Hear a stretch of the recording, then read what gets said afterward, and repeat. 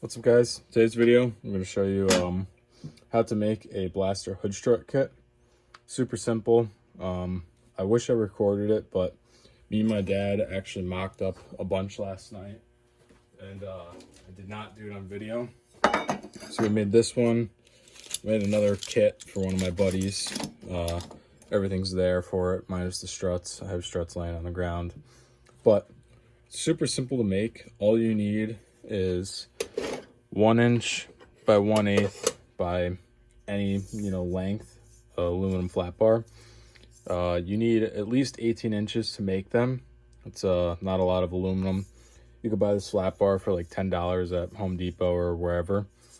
And all you're gonna do is you want 3 inches of vertical, so to speak. So you'll measure out 3 inches on this flat bar. So if I took this and pencil or something, anything to describe it, you're probably never going to be able to see it, but you get the point. 3 inches marked. You'll put this in your bench vise at the 3-inch mark and then heat it up with a torch just to get the aluminum warm so it won't crack, and then bend it over. You'll hammer it and you'll get a 90-degree angle that'll look like this. Once you get the 90, you're going to measure 12 inches from your 90, and it'll be across the flat bar still because you haven't bent this corner yet.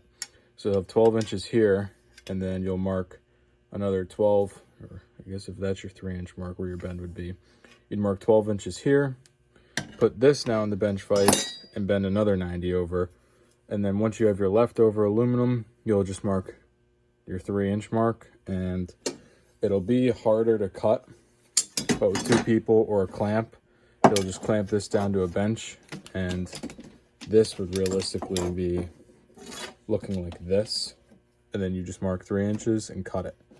I took, a grinder or whatever, files, smoothed all these so you don't really have to worry about getting cut.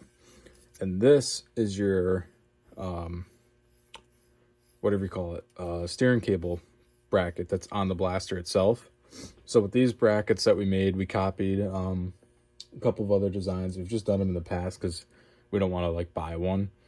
But you have to mark and notch your steering cable because you're actually using stock blaster mounting points instead of drilling into your hood. So you're just literally going to grind this out. Like I said, it's not sharp. You could rub your hand any which way. You'll never get cut. And the screw holes for it, you can either measure your blaster hood, or I guess you could take a snapshot of this and figure out where they are. Like I said, this is 12 inches.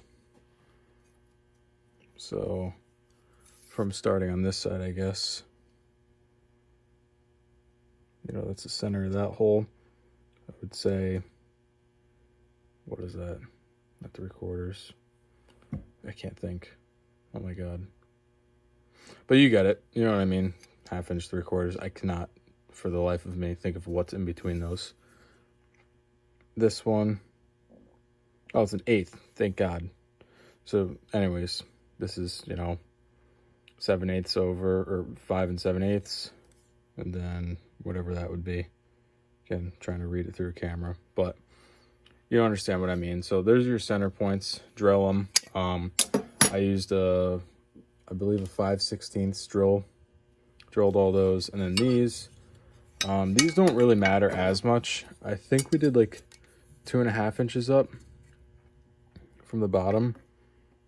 Yeah, 2.5 up, and then this is 1 inch flat bar, so you're just doing 1/2 inch to get your center mark. So it's nothing special. Same thing, 1/2 inch for those. And then all the hardware I ended up buying from Lift Support Depot. And by all the hardware, I mean I bought the ball joint fittings, and then I bought these from there also. It's for a set of 2 of each, 2 ball joints and 2 of these. It comes out to like $20. So it's very cheap. And then everything else, I just bought stainless. So stainless 5/16 nuts, washers, And then the hood struts, I ended up buying from just local Advanced Auto, any auto parts store. The ones that I ended up buying, they were StrongArm D46, 44. Forgot what the range was on them, but they fit the best. Opened up your hood pretty good. So if you walk over here with me, these are the ones we did last night. Don't mind the mess. Still trying to build this blaster, but one hand, no effort at all, and it opens right up. So as you can see, it's mounted in the 3 stock mounting holes, same 10 millimeters we used. Then hood struts are on, and then for this, these are the brackets that you saw earlier. Just bolted through, normal. I think they were, don't quote me, I don't remember what screws, but they're like 3/4 inch screws, very shallow, so you won't cut yourself on them if you ever need to reach up there. And then this, I believe we measured center of the ball 4 inches from the back, and it was actually 3 inches to the front of the bracket. God, why is it so hard? So yeah, if you went dead on, which is going to be impossible to see with this camera, it's 4 inches of the center of the ball joint from the front, and then 3 inches to the center, or to the front of the bracket. Super simple. Tap or do a pilot bit, drill them through, bolt them up. The longest part is just fabricating the bracket. Everything else is super simple. Nothing hard about it. I believe it came out to like $75 to do this kit, which is a lot better than the Blowsian one and the Rad Dudes one. Not saying that theirs aren't good quality or anything. It's just I rather do it myself if I can and pay a little bit less, even though if it takes a little bit more time. But it allows you to open and close this. Super nice. There's no hood seal, but you could literally push it up and let it go. Because your normal hood would really stop right about here, and you'd have to wiggle your hand around with that finger guillotine. So this allows you that you never have to worry about the hood falling.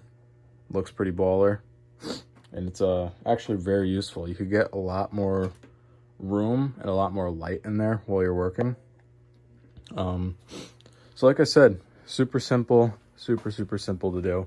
I'm gonna list everything in the description of where I got it, all the hardware I use, how much of it. Like I said, they're just normal number 10s, everything stainless. Make sure these are what the ball fittings look like that you're gonna be clipping into.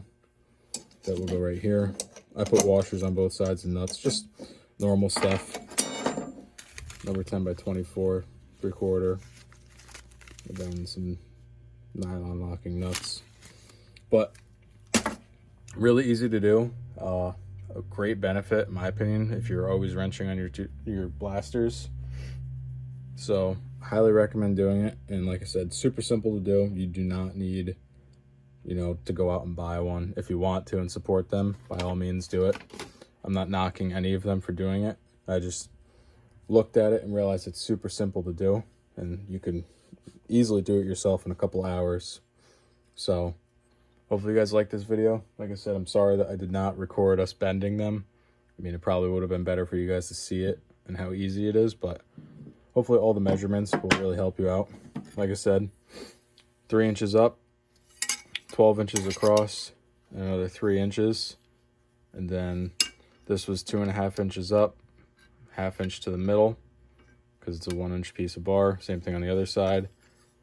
And then these, like I said, who the hell knows? I can't read for some unknown reason today, but I'll do another close-up on them so you could see the centers of the holes. And these don't have to be perfect. I over-drilled them because you want to be able to make sure that, you could wiggle around. These aren't going to be perfect, but you're only using a 10 millimeter bolt, which is extremely small in one of those holes. And then, again, the measurement from the front of the hood to the center of this ball, or the center of this hole. You're not going to use this hole, but it's a good alignment hole. So the front of the hood to the center of this ball is 4 inches, or from the front of the hood to the back of this plate is 3 inches. Really easy, gives you a perfect amount of opening.